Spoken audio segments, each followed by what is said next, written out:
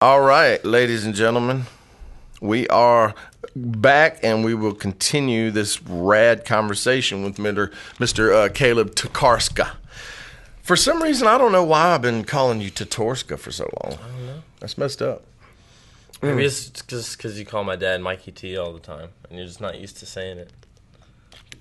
That's true. We all call his dad Mikey T.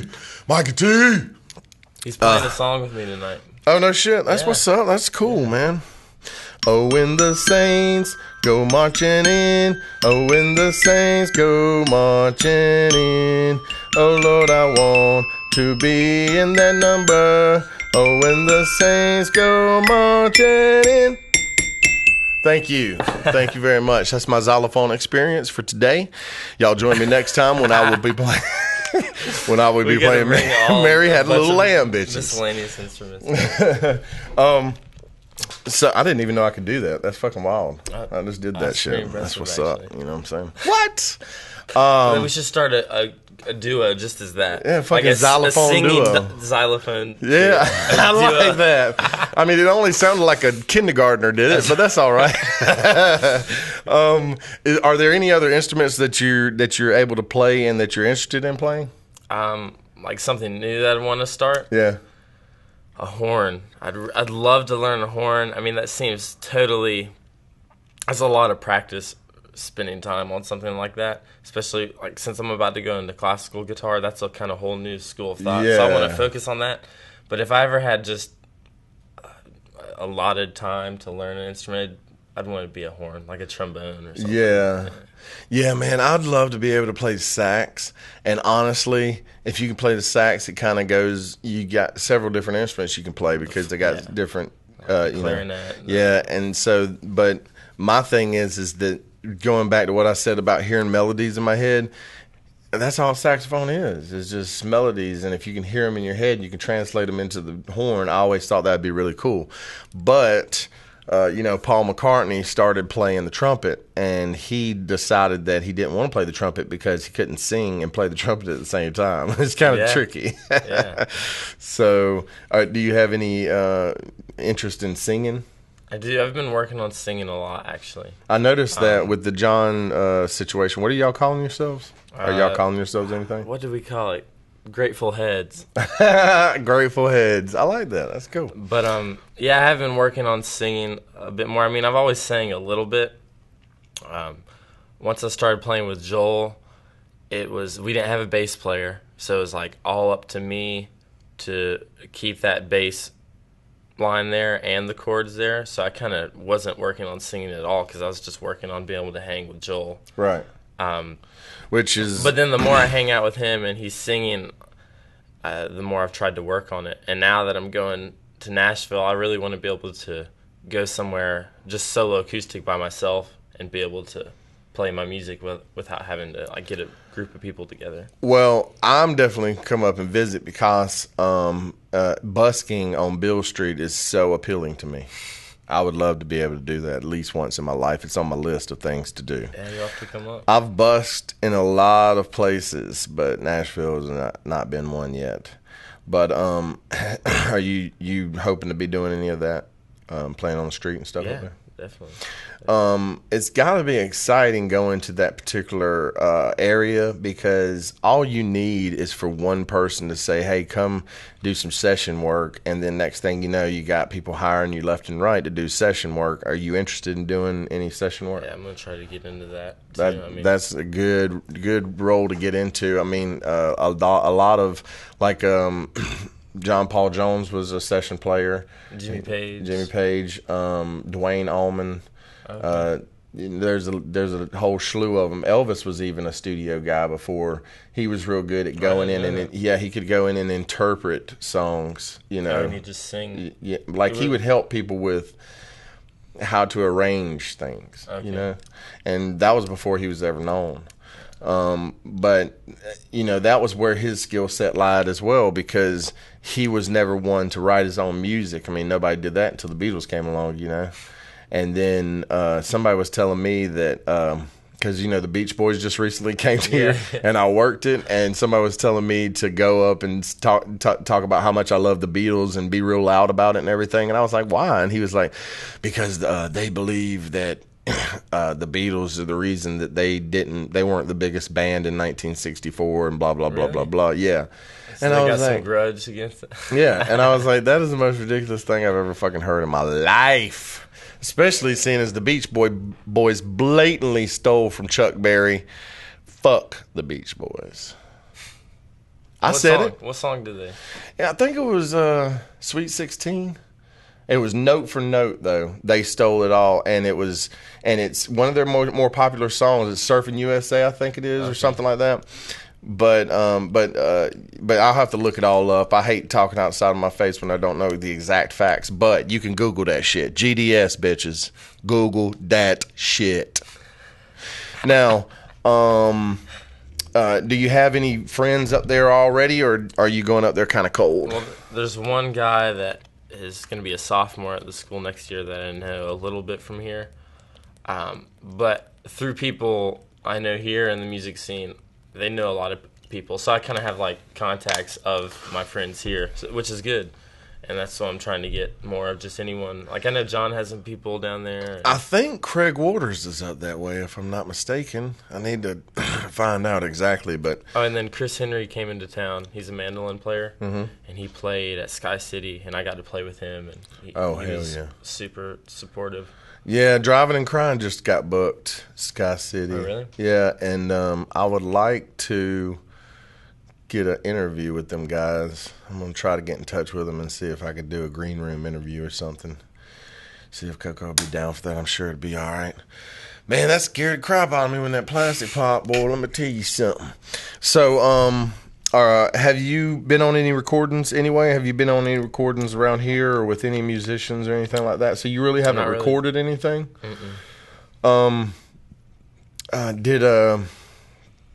Did y'all ever do the Sky City recording with the method? You know how Coco's been doing the... Oh, yeah. No, you hadn't been doing that? So you really haven't recorded at all then, huh? That's crazy. Really. That is crazy. So you're excited about doing a bunch of that whenever you get up there? Yeah, I'm pretty excited for that. And there's a huge audio engineering branch within the school. That's like the kids that are majoring in that. So, that's cool. I mean, Belmont owns a studio on Music Row, actually, and then another studio that's in the school. So there'll be a lot of resources for that. That'll be so freaking cool, man. I can't wait to come up there and visit, man. Because one of my favorite places to busk is Savannah, Georgia. Oh, yeah. And busking on River Street is always lucrative and fun, although it is very fucking hot sometimes. But I'd imagine that playing on Bill Street wouldn't be any less warm in the dog days of the summer. Do you believe in aliens? Aliens and what? Any kind of alien? Just like life outside or like extraterrestrial beings. Yeah. That travel here through space and time. Maybe even interdimensional or stargates, because I believe that our sun is probably a stargate.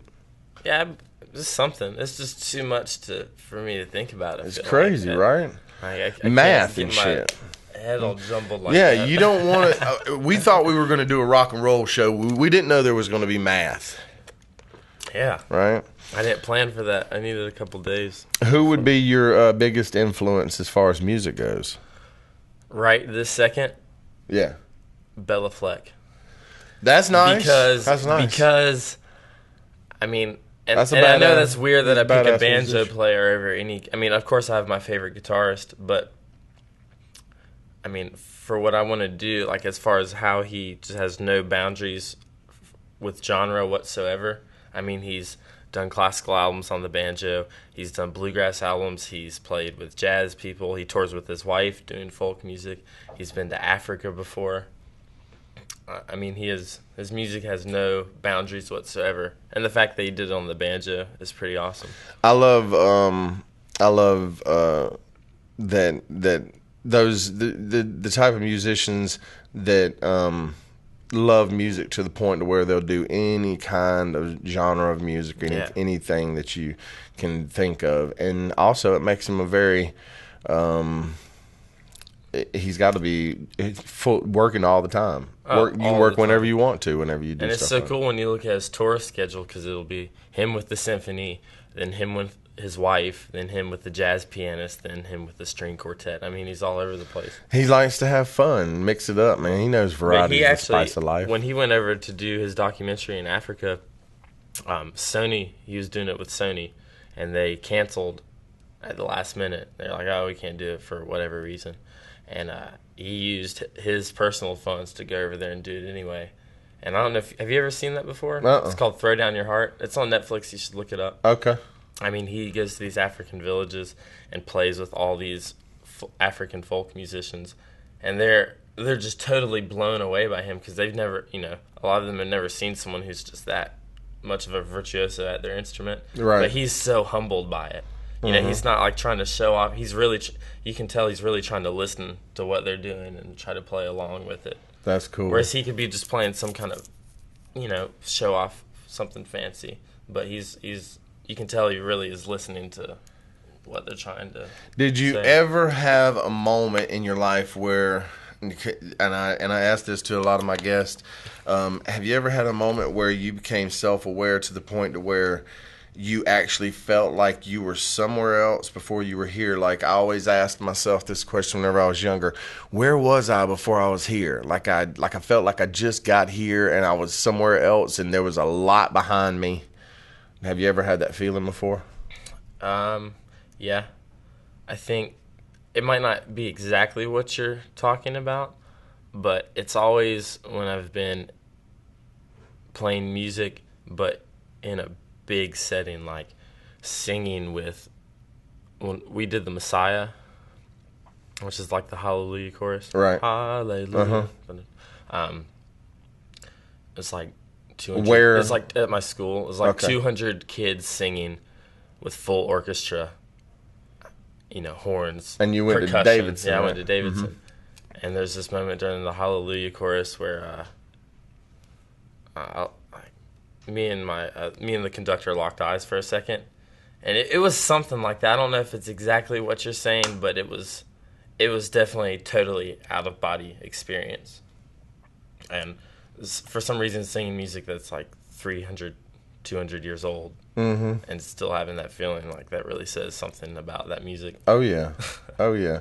I think that people think I'm crazy sometimes whenever I tell them I've literally had moments where I was standing beside myself, watching myself perform on stage, getting my own mind blown by what I was doing. Like, holy shit, that's me right there doing that right now. That's fucking crazy. I can't believe that shit. And people are like, yeah, I hear you, Woody. Okay. And they turn and walk away before shit gets real. I remember that one time at Stillwater, you came up after and you're like, I figured out the whole method. Like, I finally got what it meant. Oh, I was tripping hard. That's right. Yeah, somebody walked up that night and handed me some mescaline, and they handed me these 4 little microdot pills, and they were like, now take one of these and then save the rest for later. And I was like, so take all 4 of them? And they were like, no, just take it. As they were in mid-sentence, I was like, and I started chewing them up, and they were like, oh, okay, dude, okay. And like literally 15 minutes later, the fucking walls were melting and shit. And yeah, that night I had a bunch of epiphanies, and like crazy things came clear to me, and I knew then that what we were doing was the right thing to do. Like, because as musicians, you got to understand that when you're learning a different piece of music or something, and as a musician, you're constantly learning new pieces of music or whatever, or constantly trying to compose, that is making your brain build new synapses. You're building new shit in your brain, and then that stuff can never be taken away once it's there. And so for me, that is so amazing and magical to me. It's just like, it is magic, and there would be no way that anybody would be able to know your individual experience with it.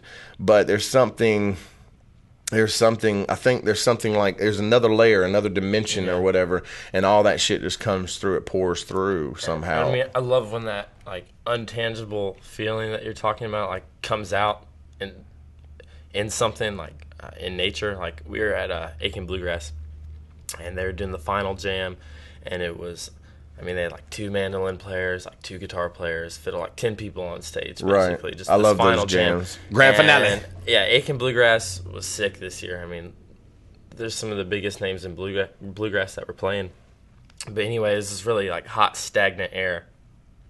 And they're playing, and they're doing, like, second to last song, or maybe the last song. And the song just kept on getting more energy, and they were getting faster and faster.